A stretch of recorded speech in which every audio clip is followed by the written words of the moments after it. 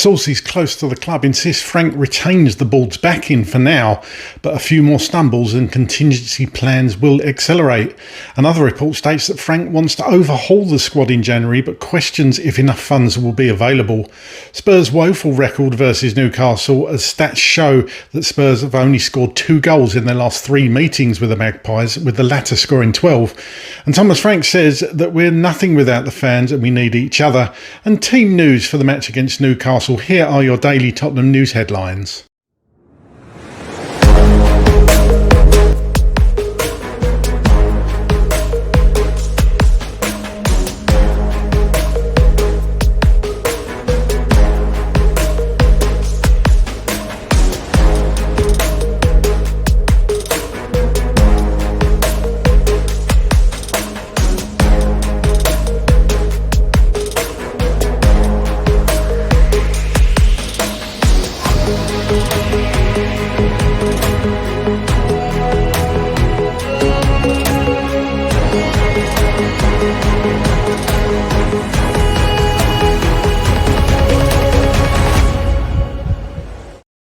Hello, welcome back to the channel. My name's Craig and here are your daily Tottenham news headlines, where I'll be going through all the latest news, rumours and reports.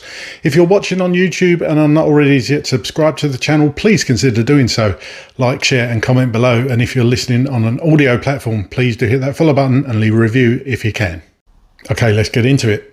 Team Talk can reveal the very latest on Thomas Frank's tenure at Spurs after a run of 3 successive defeats, with a trophy-winning Premier League manager firmly on the club's radar should they choose to part company with the Dane.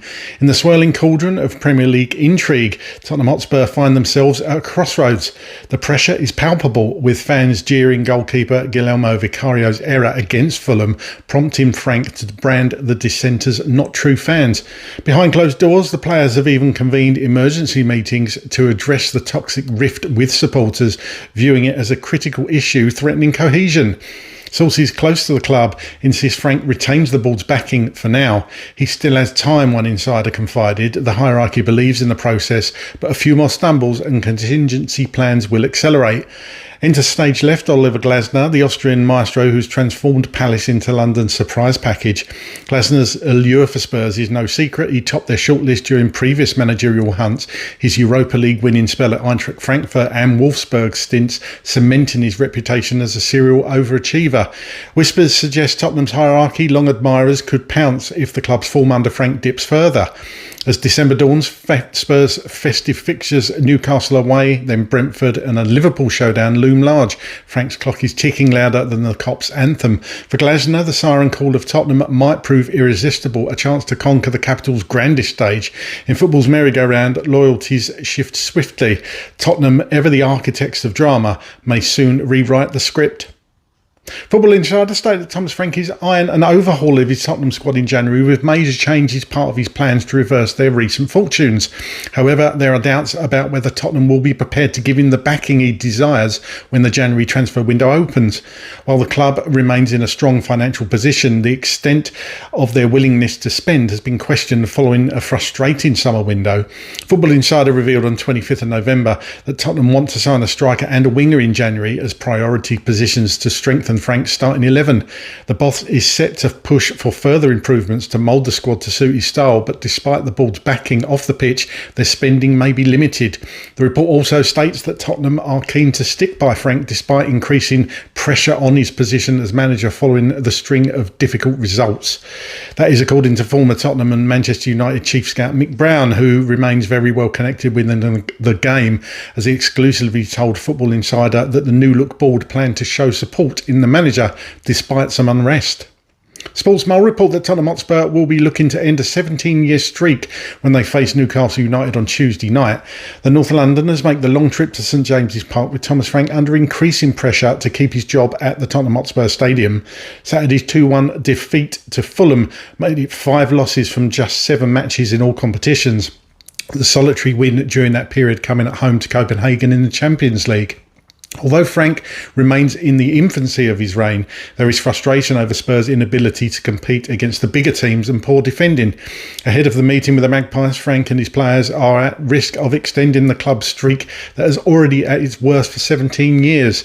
These two teams have already met this season, with Newcastle prevailing in the EFL Cup tie at St James's Park. Eddie Howe's side have now won 4 times in a row against Spurs, the other 3 games occurring in the Premier League. Not since between 2006 and 2008 have Spurs lost more times in succession against Newcastle. Furthermore, Newcastle are winning by an aggregate scoreline of 12-2 from the last 3 top-flight encounters on Tyneside. Meanwhile, Spurs possess an abysmal recent record when it comes to Premier League games played on a Tuesday, Wednesday or Thursday. As well as winning just once in 13 such games, they have lost the last 7 fixtures and only scored once. In sharp contrast, Newcastle are unbeaten in 10 matches played on those days with a kick-off time of 7 p.m. or later. Howe has a formidable record in head-to-head versus Frank, prevailing 6 times and recording 1 draw in 8 matches when the Dane was head coach of Brentford. The Standard report that Thomas Frank has insisted that Tottenham are nothing without the fans, as he has urged them to stick with the team. Frank claimed that after the match, the true fans would not act in the manner and called for the supporters to get behind the players, saving any frustration for after the game. Asked about the need to keep the Spurs faithful on side at his press conference ahead of the trip to Newcastle on Tuesday night, Frank talked up the significance of the fans. As I said after the game, I completely understand the frustration. If you don't win, there will always be frustration, he said. That is normal. It's a part of it, especially as we haven't won as much as we would have wanted to at home, not only this year but the last long period, maybe years, maybe more. So the frustration grows a little bit more. That's understandable, and it's my job to do what I can to make sure we are calm and look at things in a way where we split things up in terms of performance, what is impacting it, and how we try to build the team. We are nothing without the fans. No club is anything without the fans. Tottenham Hotspur is nothing without our fantastic fans. Nothing. We need each other. Frank and his players being booed off has become a regular occurrence, but the Dane insists the relationship is not beyond repair. Frank said, again, I think there's always some that shout louder than others, so I don't think the fans, when you say you lose the fans, how many is that? 5%, 10, 15, 20? I don't know. We would like to get to 100% on board, and there's only 2 things we can do. We can keep performing and we can keep connected. Thomas Frank has confirmed no additional injury concerns as we head into a 4th match in 10 days against Newcastle United in the Premier League at St James's Park on Tuesday night, 8 p.m. kick-off UK time. Speaking at his pre-match press conference at Hotspur Way on Monday afternoon, Frank reported everyone ready for Fulham is now ready for Newcastle. Skipper Cuti Romero returns from a 1-match suspension from our last Premier League encounter after picking up 5 yellow cards. He had to sit out Saturday's match against Fulham. Yves Bissouma, Dejan Kulusevski, James Maddison and Dominic Solanke remain sidelined. Ben Davies has been back in our matchday squads against PSG and Fulham. Radu Dragusin and Kota Takai are also back in training. Okay, here's my thoughts on all those stories today. Firstly, this rumour that we're going to be after Oliver Glasner if Thomas Frank is sacked. It's probably disrespectful to talk about other managerial candidates coming in when Thomas Frank's in a job, so I won't talk about this too much, but I have to say Oliver Glasner is a very good manager in my opinion, but it sounds like the board are firmly backing Frank at the moment, so those whispers are definitely becoming louder about Frank being removed from his position if results don't improve. That's the same for any manager in the Premier League, to be honest with you.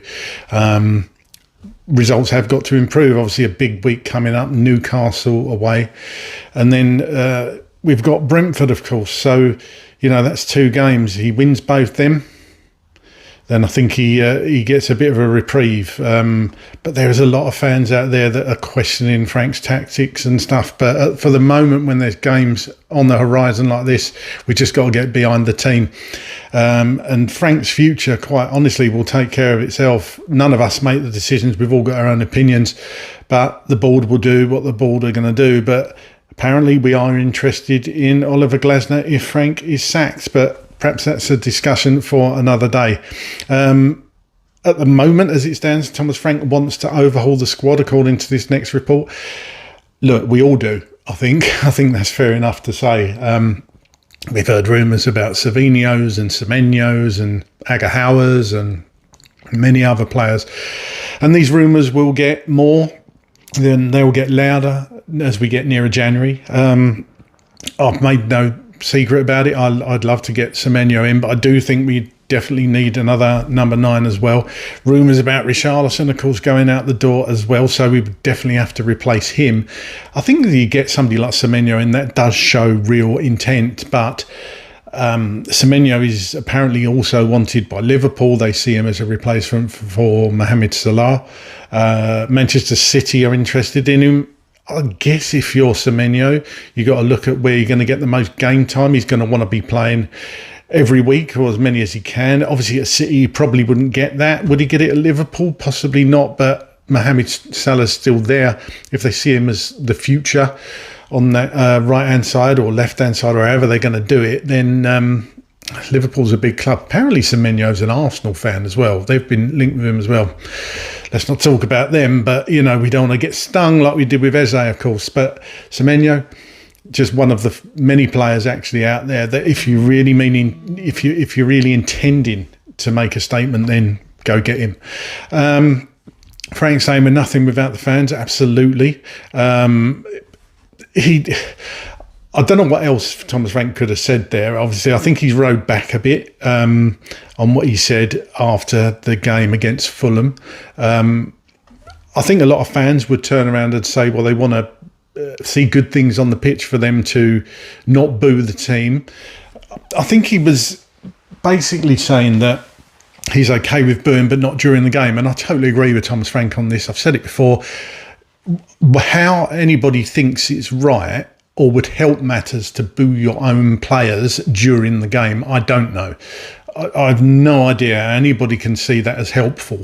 It's really not. So I do agree with Thomas Frank with that. And look, what I think the club need to get back to is connecting the fans with the players, with the club. I think everybody feels so disconnected at the moment, and that's the main thing. Just need to bring everybody back together. How that's done, get down in the comments, let me know. How do we achieve that? How does the club achieve that? A lot of work to do. Spurs, sorry record against Newcastle, which of course is our next game. It is a bit miserable at the moment. It is a bit miserable. That has to be said. 2 goals scored in 3 games. Not very good at all. They've scored 12. It's going to be a massive ask for us to get anything at Newcastle on Tuesday evening. And again, I didn't realise their record was so bad on a Tuesday, Wednesday or Thursday night in the Premier League. That is pretty poor. But let's hope the boys can get something up there. Nobody's probably expecting too much, but let's hope they can bring something back from Newcastle. Tough place to go. It's not just a tough place for Spurs, it's a tough place for any teams going up to Newcastle. But get down in the comments, let me know your thoughts and score predictions on that game. What's it going to be? We got Romero back, as stated there. A bit of injury, good news for Spurs, and injury news, everybody came through the Fulham game fit, so that's good. Hopefully we'll get players back within the next couple of weeks, the likes of Kulusevski and perhaps Solanke, who knows. But yeah, that's all from me today. Get down in the comments, let me know how you're feeling as a Tottenham Hotspur fan right now, and anything else you want to talk about. And as always, come on you Spurs.